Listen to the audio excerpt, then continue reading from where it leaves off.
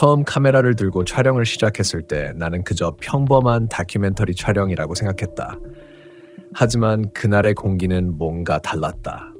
하늘은 어둡고 구름이 잔뜩 낀 날씨였음에도 햇빛은 희미하게만 비쳤다. 나는 촬영 장비를 점검하며 팀원들과 함께 동두천 외곽의 한 오래된 산속 캠핑장을 향하고 있었다.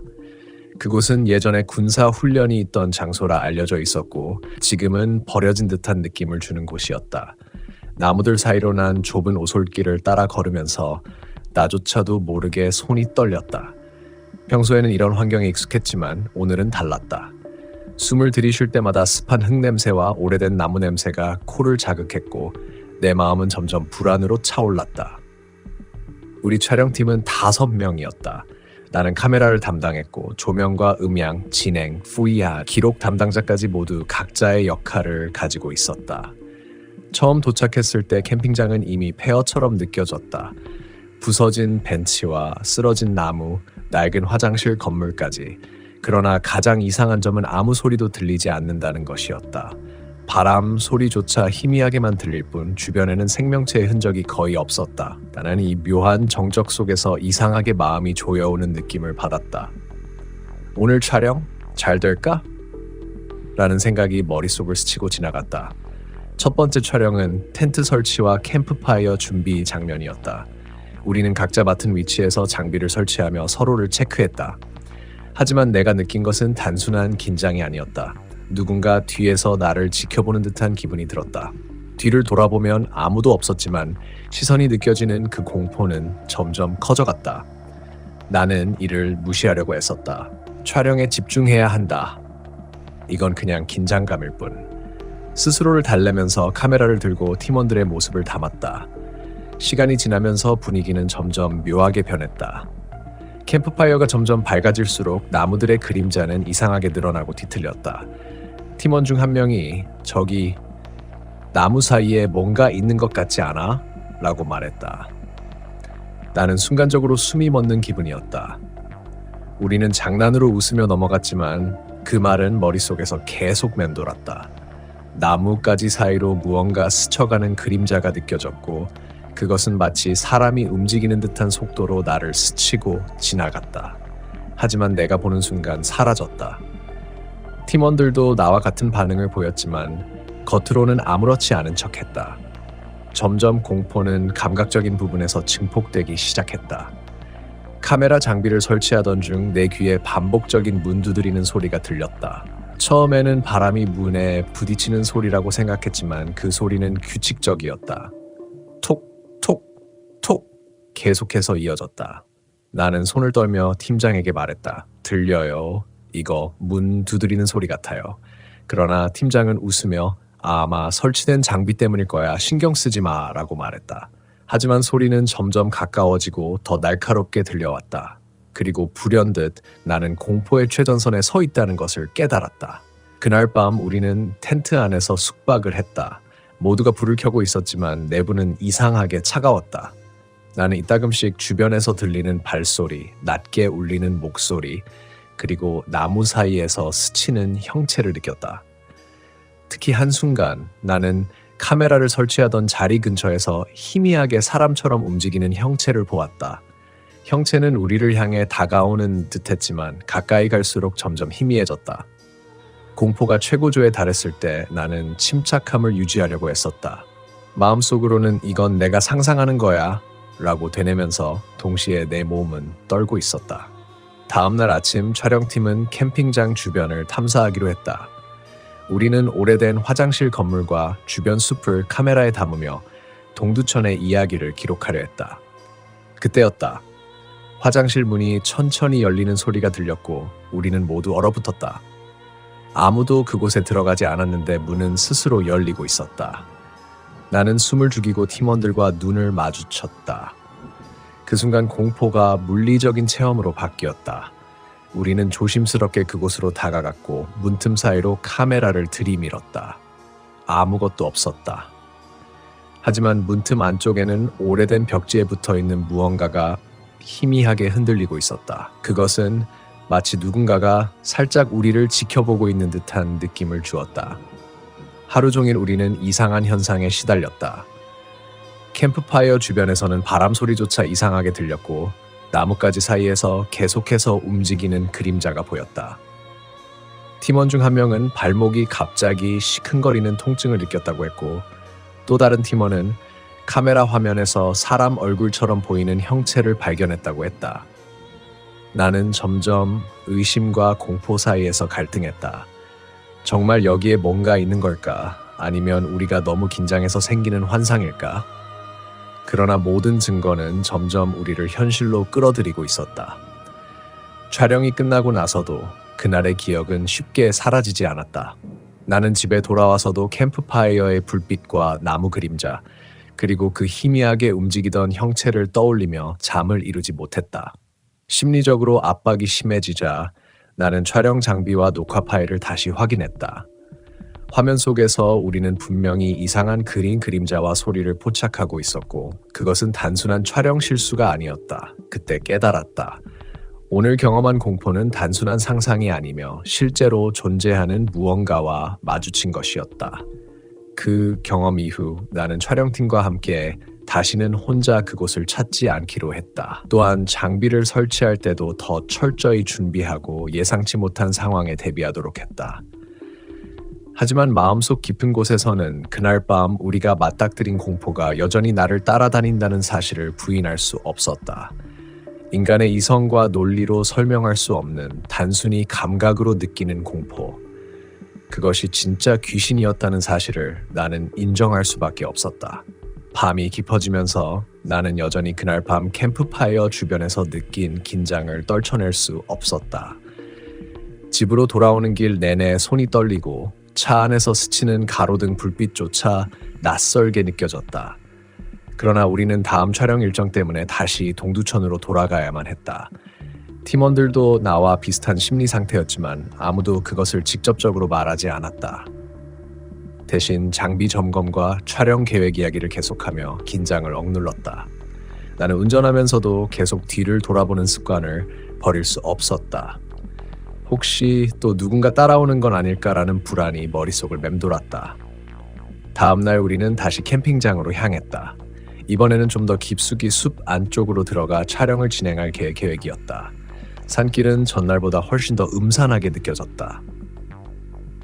나무들은 이전보다 더 높고 우거져 있었고 가지 사이로 햇빛이 희미하게 스며들었다. 나는 카메라를 들고 팀원들을 따라가며 발걸음 소리가 내 마음을 더 긴장시킨다는 것을 느꼈다.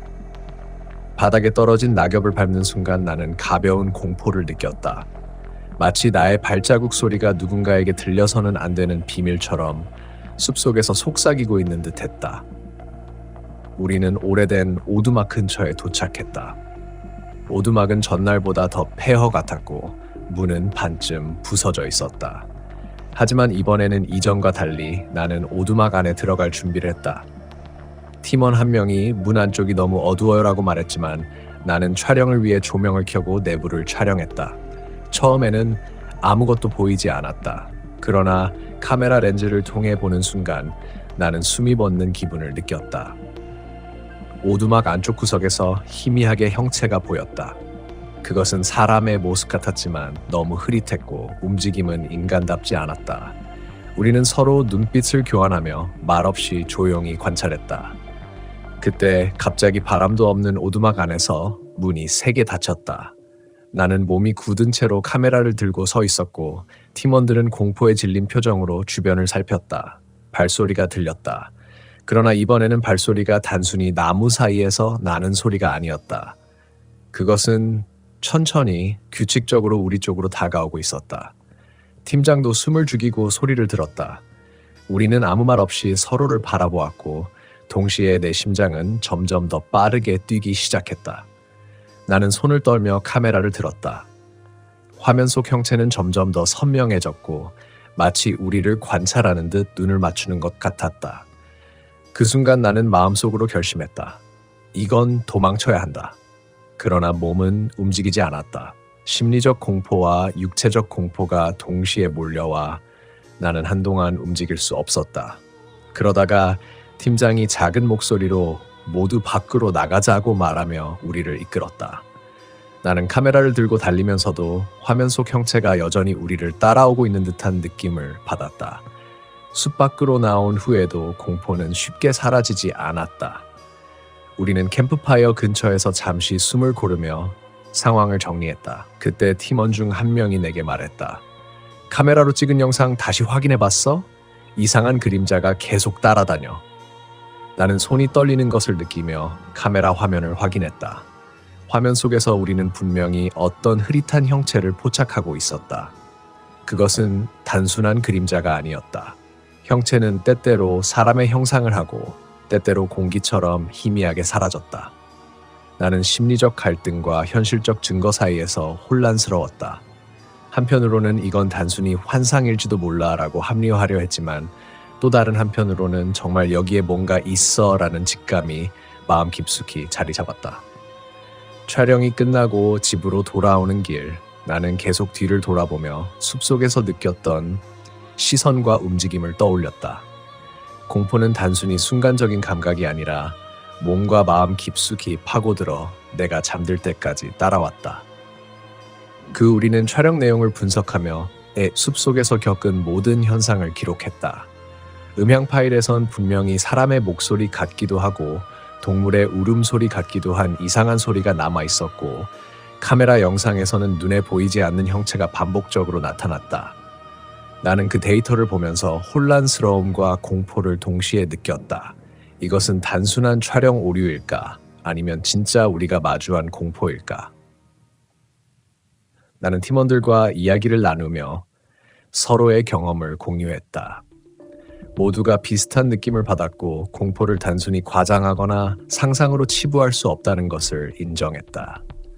우리는 이후 다시는 혼자 숲을 탐험하지 않기로 결심했고 촬영할 때에도 반드시 여러 사람이 함께 움직이기로 했다. 하지만 마음속 깊은 곳에서는 우리가 마주한 형체와 소리가 여전히 존재한다는 사실을 부정할 수 없었다. 그날 이후 나는 혼자 있을 때에도 숲속에서 느낀 시선과 소리를 떠올리며 잠을 설치곤 했다. 그리고 촬영팀 모두가 공유한 영상과 음향 기록은 우리가 경험한 공포가 단순한 환상이 아니라 현실임을 뒷받침했다. 인간의 이성과 논리로 설명할 수 없는 눈에 보이지 않지만 분명히 존재하는 것. 그것이 진짜 귀신이었다. 그날 밤 우리는 다시 캠핑장 근처에서 잠을 청했지만 마음속 불안은 사라지지 않았다. 나는 텐트 안에서 몸을 웅크린 채 잠을 청하려 했지만 머릿속에서는 하루 종일 숲속에서 보았던 형체와 들었던 소리가 반복 재생되고 있었다. 발소리, 문 두드리는 소리, 그리고 숲속에서 스쳐간 희미한 형체까지 모든 것이 머릿속을 떠나지 않았다. 나는 속으로 정말 우리가 경험한 것이 현실일까? 라고 되묻지만 몸은 이미 긴장 상태를 넘어 공포에 사로잡혀 있었다. 팀원들도 마찬가지였다.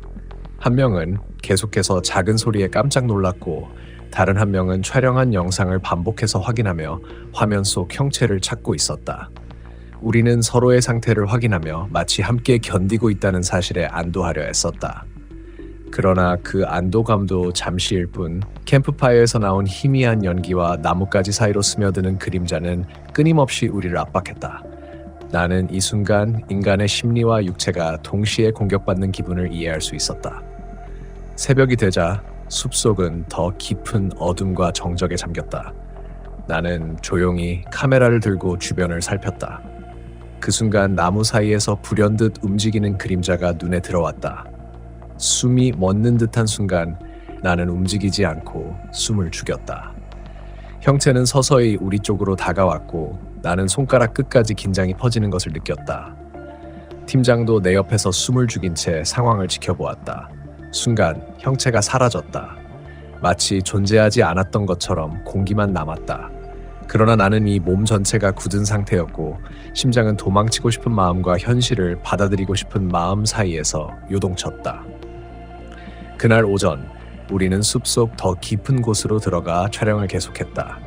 이번에는 오래된 벽돌 건물과 주변 돌담을 중심으로 촬영할 계획이었다. 나는 카메라를 들고 팀원들을 따라가며 숲속에서 느꼈던 모든 감각을 기록했다. 그러나 이상한 기운은 사라지지 않았다. 오히려 더 강하게 느껴졌다.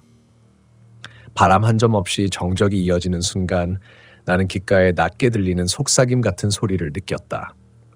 처음에는 바람 소리일 거라 생각했지만 소리는 점점 명확해졌다. 여기 있어 라고 속삭이는 듯했다. 나는 몸이 얼어붙고 숨을 크게 내쉴 수 없었다. 팀원 중 한 명이 갑자기 소리쳤다. 누군가 있다. 우리는 동시에 주변을 살폈지만 시야에는 아무것도 보이지 않았다. 그러나 내 심장은 형체가 실제로 존재한다는 사실을 강하게 믿고 있었다. 그 순간 나는 인간의 직감이 얼마나 강력한지 깨달았다. 논리로 설명할 수 없지만 분명히 누군가 또는 무언가가 우리를 지켜보고 있었다. 나는 카메라를 들고 형체를 찾으려 했지만 화면 속에는 희미한 그림자만 흔들리고 있었다. 이 상황에서 나는 내면의 갈등과 씨름했다. 한편으로는 공포를 인정하고 도망치고 싶었고 다른 한편으로는 촬영팀의 일원으로서 증거를 남겨야 한다는 책임감이 있었다. 그 두 감정이 동시에 몰려오면서 나는 심리적으로 극한 상황에 놓였다. 팀원들도 각자 비슷한 갈등을 겪고 있었고 우리는 서로 눈빛으로만 상황을 공유하며 움직였다. 말로 표현할 수 없는 긴장감이 우리를 감싸고 있었다. 오후가 되자 우리는 캠프파이어 주변에서 촬영을 마무리했다. 그러나 마지막 순간 나는 느꼈다. 숲속에서 스쳐간 그림자와 속삭임은 단순히 사건의 일부가 아니었다는 것을. 그것은 우리의 심리와 감각을 시험하는 진짜 존재였다. 나는 손을 떨며 장비를 정리했고 팀원들도 각자 자신의 위치에서 장비를 챙겼다. 그러나 누구도 웃거나 안도하는 표정을 짓지 못했다. 모두가 깊은 불안을 공유하고 있었다. 집으로 돌아오는 길, 나는 창밖을 보며 숲속에서의 경험을 되새겼다. 모든 것은 현실이었고 우리의 감각과 이성은 동시에 시험을 당했다. 나는 마음속으로 다짐했다. 다시는 숲속에서 단독으로 행동하지 않겠다는 것, 그리고 어떤 상황에서도 서로를 보호하며 행동하겠다는 것. 그날의 경험은 단순한 촬영이 아니었다. 그것은 인간이 느낄 수 있는 공포의 정점과 심리적 한계를 경험하게 하는 사건이었다. 그 이후로 촬영팀은 더 이상 동두천 숲속으로 돌아가지 않았다. 우리는 경험한 공포를 영상과 음향 기록으로 남기고 안전을 최우선으로 삼았다. 하지만 마음 한켠에는 여전히 그날 밤 숲속에서 느꼈던 시선과 움직임이 남아있었다. 인간의 논리로 설명할 수 없는 현상, 눈에 보이지 않지만 존재하는 것. 그것이 진짜 귀신이었다. 나는 지금도 그날 밤의 경험을 떠올리면 가슴속 깊은 곳에서 알 수 없는 전율이 일어난다. 단순히 상상이 아닌 현실 속 공포, 인간이 직감으로 느낄 수 있는 존재. 촬영팀 모두가 함께 겪었기에 증거로 남았지만 그 순간 느낀 심리적 압박과 공포는 누구도 쉽게 이해할 수 없는 경험이었다. 나는 이 경험을 통해 인간이 마주할 수 있는 공포와 심리적 극한 상황을 조금이나마 이해하게 되었다. 그리고 나는 확신한다.